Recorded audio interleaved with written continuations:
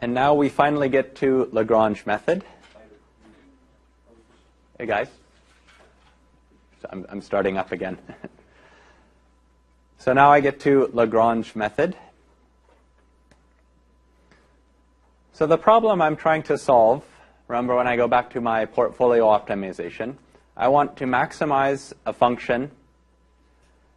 So I'm going to call this my objective, subject to one or more constraints. So I'm going to use n for the number of variables of the function I'm trying to maximize, and then I'm going to think about having m constraints. So g1 up to gm. So there was a 18th century mathematician named Joseph Louis Lagrange who proposed the following method for a solution for this problem. And his solution was to make this function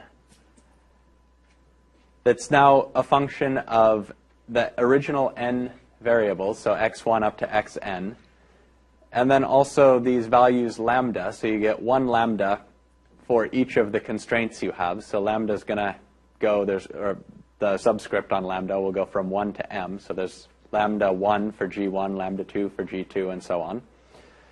And the way you make this function is you just put the objective here, and then you add lambda times each of these constraints to that objective function. So you have lambda 1 times g1 plus lambda 2 times g2 plus lambda 3 times g3 and so on. And also note that I've written the constraints so that they have to be equal to 0. So this 0 isn't a variable. That's kind of hard-coded in that spot. So if you have something like a condition x squared plus y squared equals 1, you have to write that as x squared plus y squared minus 1 equals 0. And then it turns out the optimal value, so the maximum value of f, the biggest or smallest I can make f, subject to these m constraints, is going to occur at one of the critical points for this function here.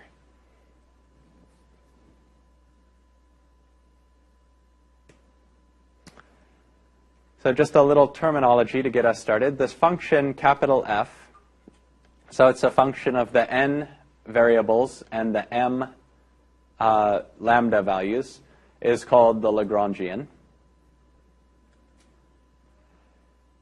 And the vector lambda that has lambda 1 through lambda m as its components is called the Lagrange multipliers vector. So each one of these things is called a Lagrange multiplier, and then the whole vector is called the Lagrange multipliers vector. And then there's one necessary condition for this method to work. So if I rename the inputs to the original function, to the objective function, lowercase f, I'm going to put those in a vector and just call that x. And then if I let g of x just be this vector-valued function, so remember again when I put parentheses around a row, what I really mean is a column vector. So this is a column vector that has g1 as its first element, g2 as its second element, and so on. So it's a vector-valued function of the constraints. Then the gradient. And now remember that, so if I have a vector-valued function, the gradient's now going to be a matrix. The gradient of this vector-valued function, g of x, has to have full rank at any point where the constraint g of x equals 0 is satisfied. So that means you have to figure out what this gradient matrix looks like, pick a point that satisfies the constraint. So pick a point that satisfies g of x equals 0. Then evaluate the gradient at that point. So that'll give me a matrix now just of numbers, because it's a sort of a matrix of functions evaluated at one particular point. You can do elimination on that matrix, and you'd end up with a full set of pivots. So if that condition holds, then I say the rank of the gradient of this vector-valued function g is equal to m. So this matrix is going to have m rows. And so in each row, I'm able to find a pivot. That means I have full rank. And so I said, oh, you can do that for one point. But actually, for this condition to hold, you have to do it at every point. So this can sometimes be pretty problematic to do. Most of the time, I don't bother checking this unless something really goes wrong, and then you wonder, why is this not working? You know, oh, maybe it's the condition isn't being held. Okay. So the Lagrangian is going to be a function that has n plus m variables. So x is this is the argument for the objective function, little f, which was a function of n variables. And then I'm also going to have m Lagrange multipliers. So the Lagrangian has n plus m variables.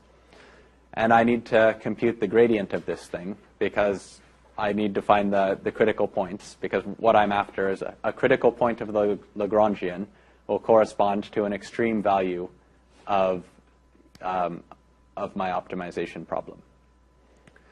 So I can think about doing this in two steps. And it turns out this step is pretty easy. So I'll write d sub x of the Lagrangian. So this will be the gradient, but I'm only going to take partial derivatives with respect to x. And then this will be the gradient with the partial derivatives with respect to lambda. And since this should just be one long row vector, so it's a row vector because I'm using the square brackets here. So I mean I want everything to stay in a row. And the first n elements will be these partial derivatives with respect to the x variables. And the last m elements will be the partial derivatives with respect to the Lagrange multipliers. And now let's remember what the Lagrangian looks like. And now if I want to take the partial derivative of the Lagrangian with respect to one of the x variables, what I'll end up with, because the differentiation is a linear operation, so the derivative of a sum is the sum of the derivatives. So I'll have one derivative.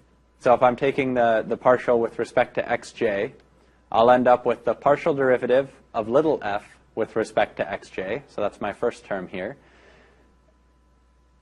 And then for lambda 1, I'm going to end up with lambda 1 times the partial derivative of g1 with respect to xj, plus lambda 2 times the partial derivative of g2 with respect to xj. So I can actually just move that differentiation operation across the sum, and what I'll end up with, partial derivative of f with respect to xj, plus the sum from 1 to m, so summing over each one of these Lagrange multiplier terms, of the Lagrange multiplier, so lambda I, times the partial derivative of constraint I with respect to xj. And then on the right-hand side, this turns out to be quite a bit easier. So when I'm taking the partial derivative with respect to each of the lambdas, the objective function doesn't have a lambda in it. So the derivative of this, the partial derivative of this with respect to any one of the lambdas is going to be 0.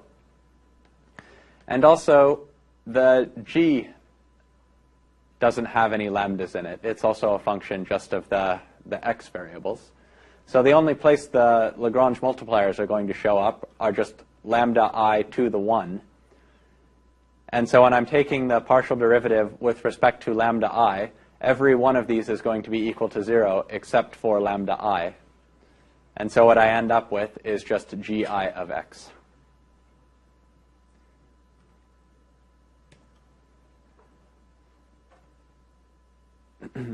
So the gradient of f is going to be these partial derivatives with respect to x.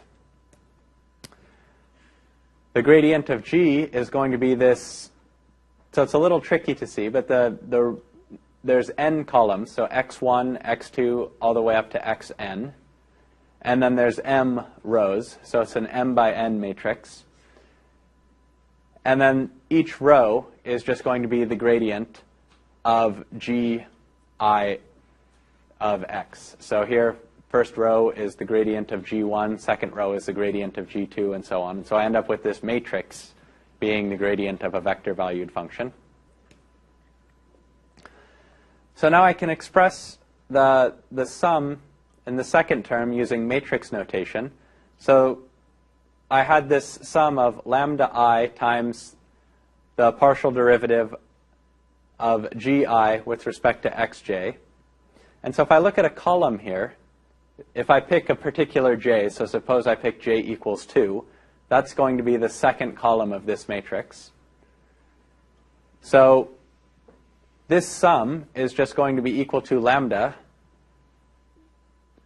times the second column of this matrix. So that's what I mean when I say matrix sub j. I mean the jth column. So if I put a little 2 down here, I'd be talking about the column vector that's the second column of this matrix.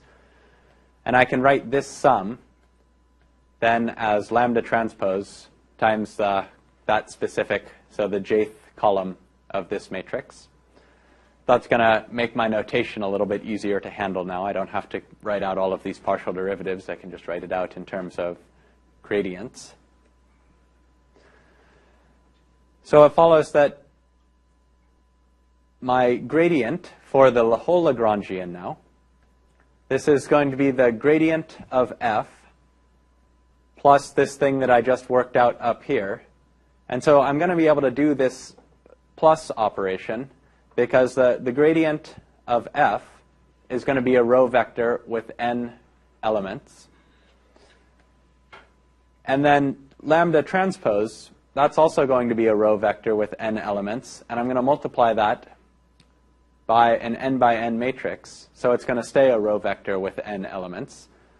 So this term is a row vector with n elements. This term is a row vector with n elements.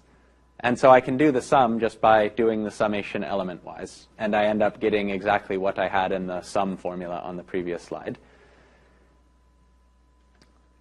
And then the derivatives for the part of the Lagrangian that just corresponds to taking derivatives with respect to lambda, they just end up being the constraints again. So remember, g was a vector-valued function of the constraints. So if I take g transpose, that's just going to be that same vector but put into a row. And I have to do that because this whole thing has to end up being a row. So I end up with a row vector here of n elements and a row vector here of m elements. And so when I put those two next to each other, I end up with this row vector with n plus m elements that's the gradient of the Lagrangian.